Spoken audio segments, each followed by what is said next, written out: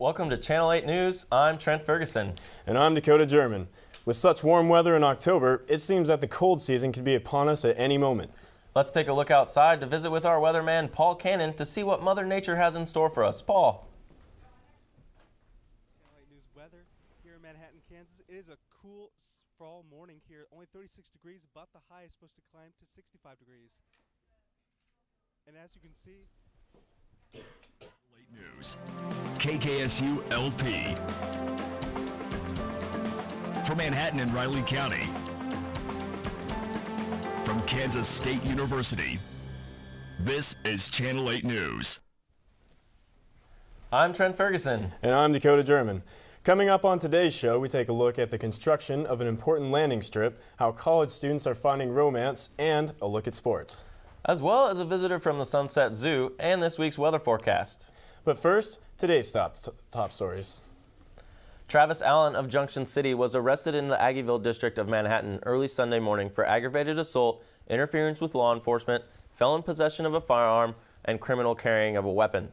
Officers arrested Allen after receiving reports that he had threatened a man with a firearm. Allen resisted arrest when confronted by police.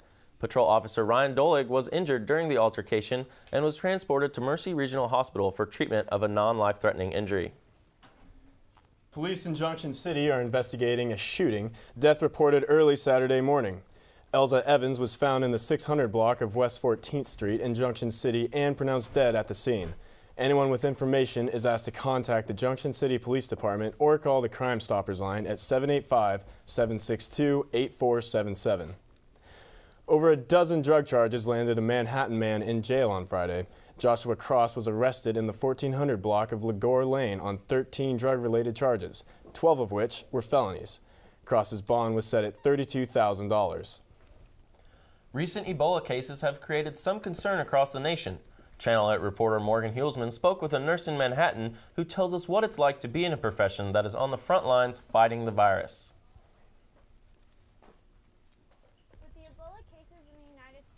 See how one Manhattan nurse is dealing with the new changes in her field. We have to learn to adapt. We have to learn to face new things as they come and educate ourselves on them so that we can provide appropriate information to the public. Deb and other medical practitioners are constantly adjusting to new viruses. Ebola is the latest illness that has nurses taking a step back. It made me a bit apprehensive, which I'm sure it does, most nurses. But, apprehension can be good because that makes us stop and think, okay, this is something we haven't seen before. What steps do I need to take, The Dallas nurse who contracted the illness from working with an Ebola patient has everyone on high alert. Nurses are using every precaution to ensure their own safety. I think it's a wake-up call for a lot of people who do everything on a routine basis every day. So now we have to think about things that we haven't seen before. Health officials want the public to have the best information possible to take care of themselves when it comes to the virus. But again, we don't want to be throwing so much out there to cause panic. We want people to be aware. We want them to be proactive. Although the Ebola virus isn't in Manhattan, nurses like Deb are still taking precautions. For Channel 8 News, I'm Morgan Hulsman. Thank you, Morgan. The streets of Manhattan were filled with K-State pride as well as candy and floats. Wildcats came out en masse Friday to line the streets and show their support for the Kansas State football team. Students, community members, and even family pets sat roadside to enjoy the city's finest show off their purple. The parade featured President Kirk Schultz, K-State Greek Life, city officials, K-State ambassadors, and political candidates. The Greek homecoming winners were Pi Kappa Alpha, Phi Beta Sigma, Kappa Kappa Gamma, and Phi Kappa Phi. The Big Red 1 at Fort Riley is constantly training for important missions. Channel 8 reporter Daniela Martinez Serrano recently witnessed a unique training exercise. That's right, Dakota. Fort Riley's military mission is to be prepared as possible for any contingency. The most recent exercise took many years of planning and only 15 minutes to execute. Landing is from the Montana Air National Guard. The plane's cargo is military police and their Humvees. Touchdown. This is no ordinary runway. This is dirt, not a concrete runway. This morning we had the distinct privilege of working with the Montana National Guard, the Air National Guard, and Fort Riley, Kansas, and certifying the first flight landing strip in over 25 years since anything like this has been done. This real-life exercise for airmen and soldiers helped validate the dirt airstrip's ability to land big planes, but it does not.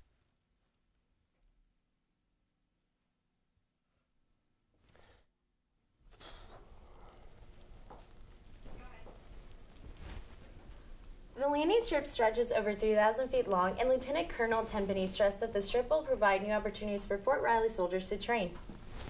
One can say their opportunities are taking off, isn't that right, Trent? That's right, Dakota. Thanks for the report, Daniela. We're going to take a quick break, but when we return, one soldier will tell us how his military service has changed the rest of his life.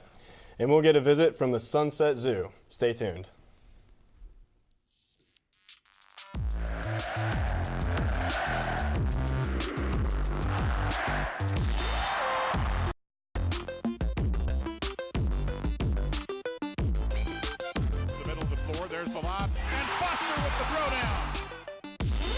For behind-the-scenes access and up-to-the-minute news, get connected with K-State Athletics on social media. Search K-State Sports to join the conversation today. Powerful ideas are sparked by a natural curiosity. It could begin with a single seed or a brilliant ray of light.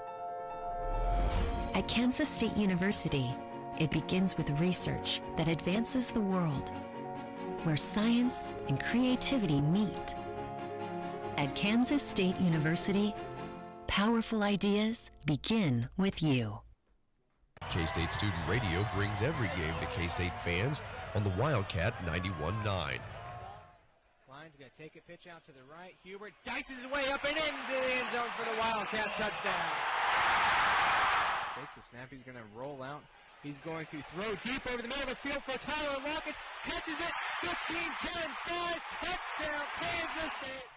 For all of your K-State sports coverage, tune into the Wildcat 91.9. Welcome back. I'm Trent Ferguson. And I'm Dakota German. When soldiers come home from war, they bring back more than their gear. These brave men and women have spent months, sometimes years in combat, which can have an impact on their health in ways they don't even realize. Channel 8 reporter Alyssa Lally visited with a local veteran to talk about how the time can affect veterans and their families. Thank you, Trent and Dakota. Mental health amongst veterans is a big topic. Russell Edom and his wife Cheryl shared their personal story with me about their experience after Russell's serving in the United States Army.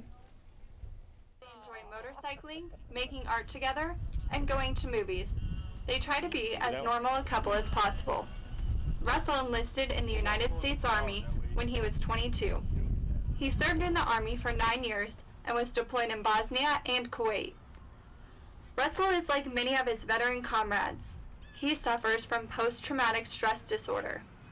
Many soldiers witness traumatic experiences while serving, but for an increasing number of troops, life after war can be just as challenging as the battlefield.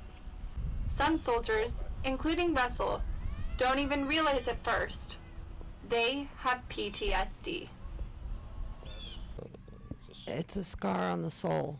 For Cheryl, it's a struggle to try and help. For Russell, it's a scar that's left him feeling hopeless and alone. I go through depression, anxiety, OCD. Sleep. Yeah, I don't sleep very well. Anger issues. Like many veterans, Russell attempted to take his own life. I tried to commit suicide quite a few years ago. Fortunately, Russell got the help and support he needed from the Veterans Affairs Office. The effects of PTSD are far-reaching. Families of veterans suffer with their loved ones. According to the VA's 2012 suicide data report, 22 veterans end their life every day by suicide. If you or someone you know is a veteran suffering from mental health problems, you can contact your local VA office or call the VA hotline. The number is 1-800-273-8255, press 1, or you can send a text message to 838255. Thank you, Alyssa. Halloween is almost here, and that means pumpkins, corn mazes, and cute costumes. Aggieville gave families the opportunity to get a head start on their trick-or-treating by hosting their annual Trick-or-Treat in Aggieville event. Channel 8 reporter Alyssa Lally was also there to see Aggieville in all of its cuteness Friday night. All the families looked like they were having a great time, and the costumes did not disappoint this year. Children of Manhattan took to the streets of Aggieville Friday night to get their first sugar rush of the season. And the only thing more plentiful than the candy was the imagination. I'm a gargoyle. I'm an ice cream cone. Iron Man. I'm a zebra. I'm a rodeo clown. Almost all the businesses in Aggieville were handing out sweets. Some stuck to the traditional candy, but others, like Varsity Donuts, gave out more unique treats. Are you going to give us all warm hugs? Yeah, we want warm hugs. Give them warm hugs. Business owners and employees got into the spirit of the season, dressing up and even playing into the kids' costumes. Wait, are you not here for me? You're here for candy, aren't you? Okay. Trick or Treat in Aggieville has been held for several years, and many Manhattan families have adopted the event as part of their Halloween tradition. We just like seeing all the kids in costume and running into all of our friends and getting the candy and seeing the parade. The Dusty Bookshelf made the event extra special by turning their store into a haunted bookstore. The ghosts and ghouls may have retreated for the week, but they'll all come out again this Friday on Halloween night.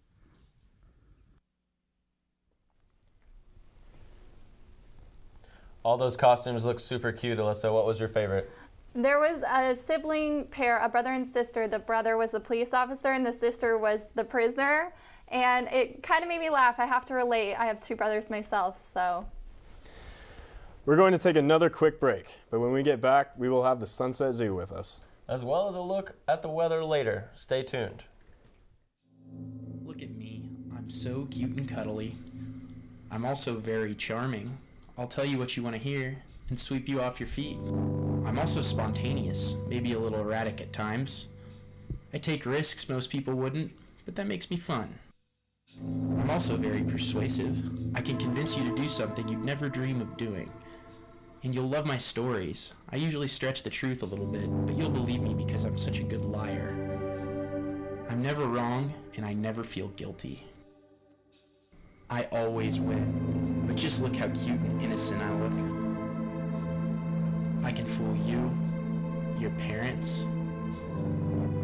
I can even fool your friends. Trust me.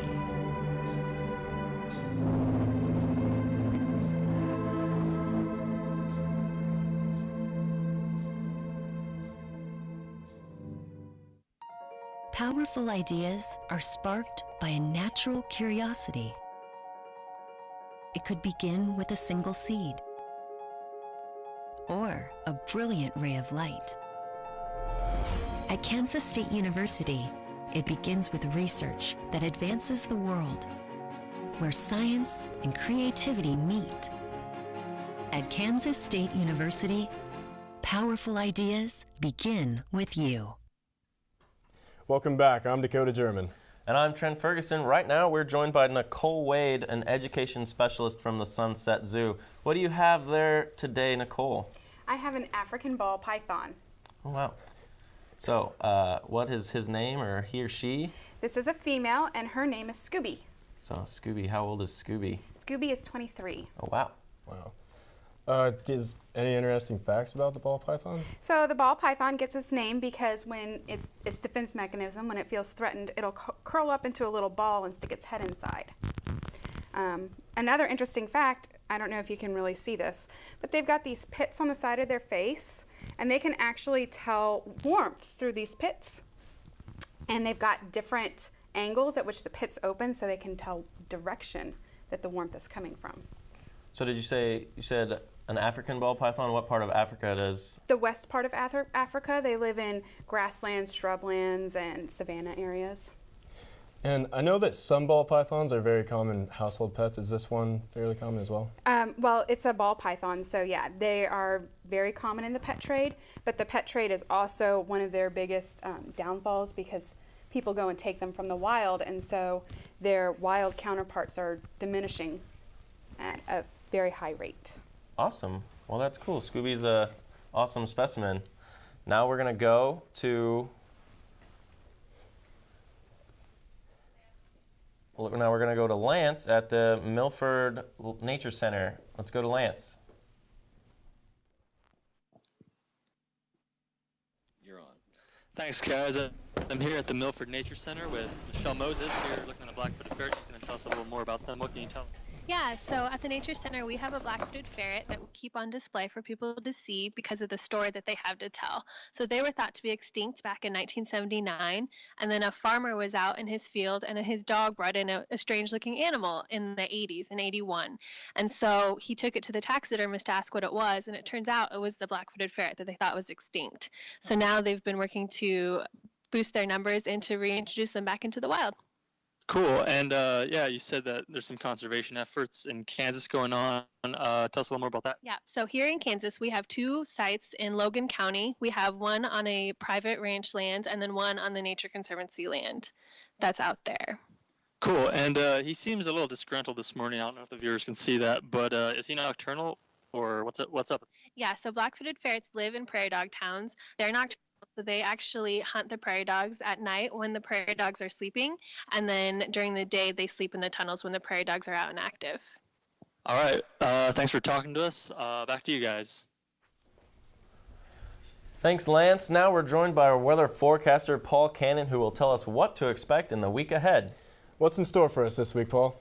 Well, a much better forecast for this week. The rest of the week, I should say. Much cooler than last week's heat wave here in Manhattan, Kansas.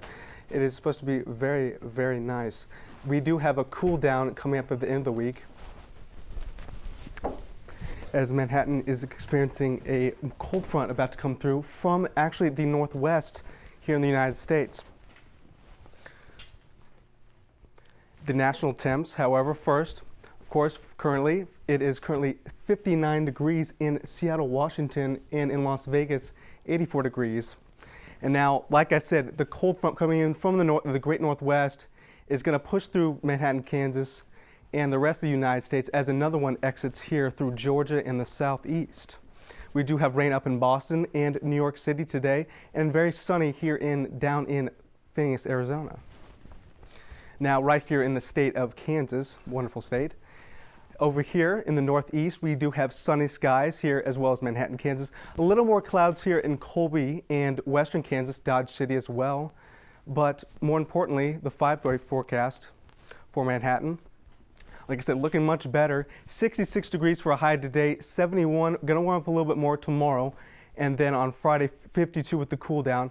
And then for Saturday, game day, 52 degrees, 44 for the evening game.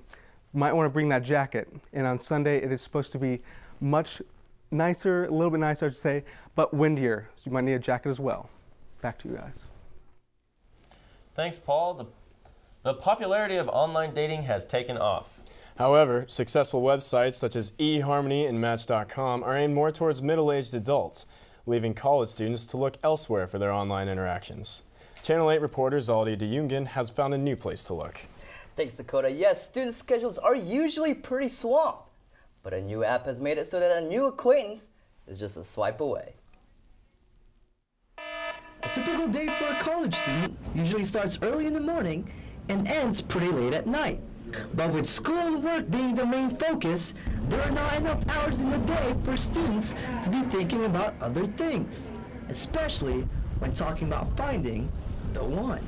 With such a busy schedule, college students have no time for dating, which is why many of them have resorted to meeting people in a different way with their smartphone. And no, it's not using social media sites like Facebook or Twitter, but instead with an app called Tinder. Tinder is a matchmaking mobile service that uses a phone's geographical location to try to match people that are in their vicinity. Users are then able to approve other users in their area based on their picture. But does the app actually work? For K-State student Tia Poznansky, It did. He kind of said hello, and then we were talking, and then we exchanged numbers, and then we started dating in May.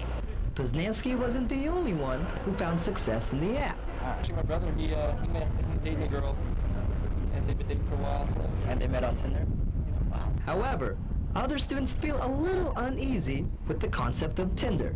Yeah, it's kind of weird, and it shows like how close in radius they are to you, which is even weirder. Whatever you may think of the app, according to Forbes, Tinder has grown to have 10 million active users, and the popularity has reached K-State. But with that being said, while Tinder may help you meet your potential lover, even Tinder says it's up to you to take the next step. Now, I downloaded the app for the sake of the story, and unfortunately, I have not gotten any matches, but hopefully here soon. We hope so too, Zaldi. Thank you for the story. Thanks, Zaldi. We're going to take one more break. Coming up next, a look at sports. Stay with us.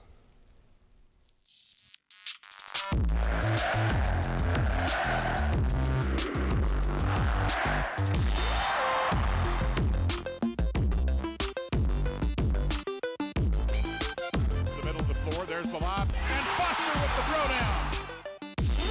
For behind-the-scenes access and up-to-the-minute news, get connected with K-State Athletics on social media.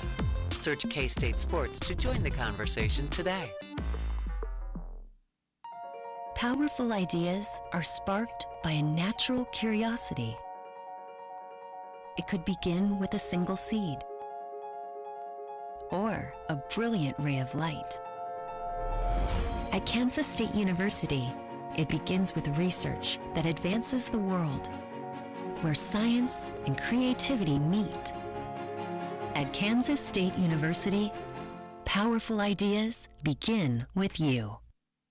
K-State Student Radio brings every game to K-State fans on the Wildcat 91.9. Klein's going to take a pitch out to the right. Hubert dices his way up and into the end zone for the Wildcat touchdown. Takes the snap. He's going to roll out. He's going to throw deep over the middle of the field for Tyler Lockett. Catches it. 15, 10, 5. Touchdown, Kansas State. For all of your K-State sports coverage, tune into the Wildcat 91.9. This week was a busy one again for K-State athletics as both volleyball and football competed. Channel 8 reporter Joel Garver is here to tell us more about how both turned out. That's right, Trent. Both teams had quite the week as the volleyball team traveled to Morgantown, West Virginia, where they won 3-2 to remain a perfect 7-0 in true road games, moving them to 19-3 overall and second place in the Big 12. Freshman Kylie Zumach earned her 5th Big 12 Rookie of the Week honor this season as well. Now we'll head over to Bill Snyder Family Stadium, where the Wildcats took on the University of Texas Longhorns. This game started off as a typical Snyder-era game would, as the Wildcats held the Longhorns to a punt as part of an 11-play, 67-yard drive for the Wildcats with big runs from DeMarcus Robinson and Charles Jones. The series ended in a field goal by freshman Matthew McCrane.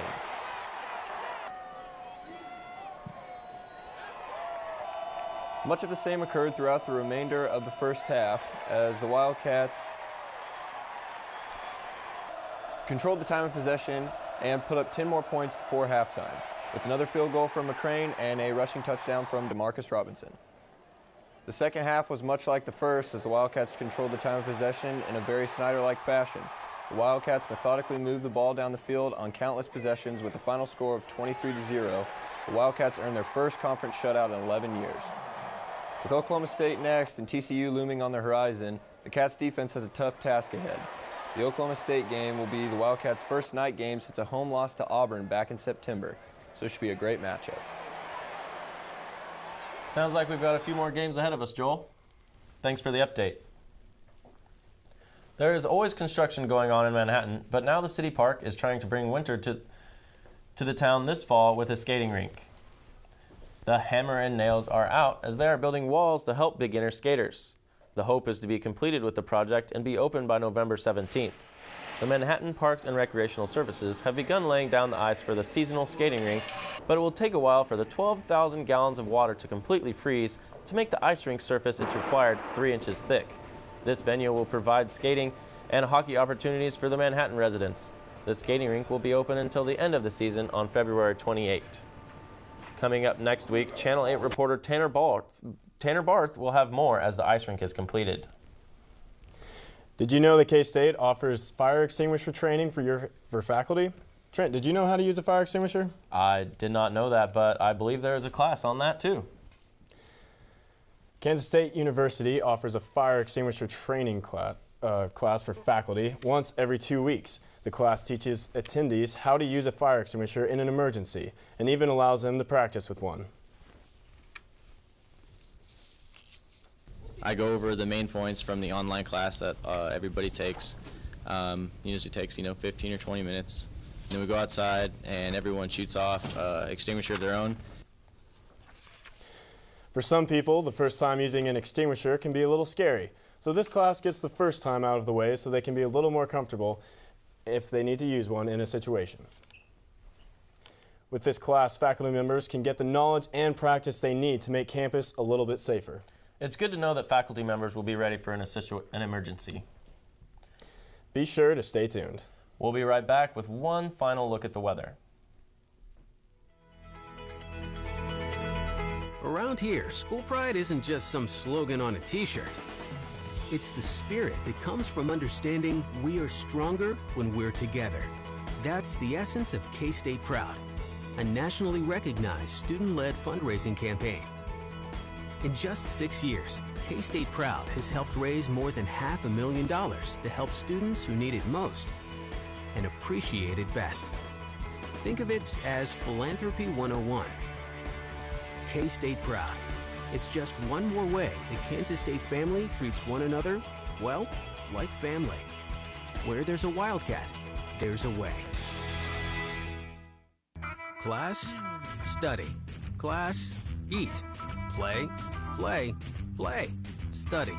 Class, chill. Class, eat, study, play, study. Sometimes it seems there just aren't enough hours in the day at our 3 campuses, so you have to make every minute count, especially those precious first few. That's why Kansas State alum Herbert Diamond invented the snooze alarm, a dorm room fixture. Because even when you can't wait to get started, sometimes it's nice to wait to get started.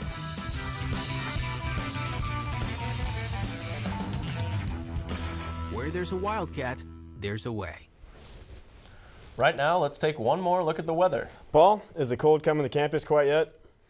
It's coming there.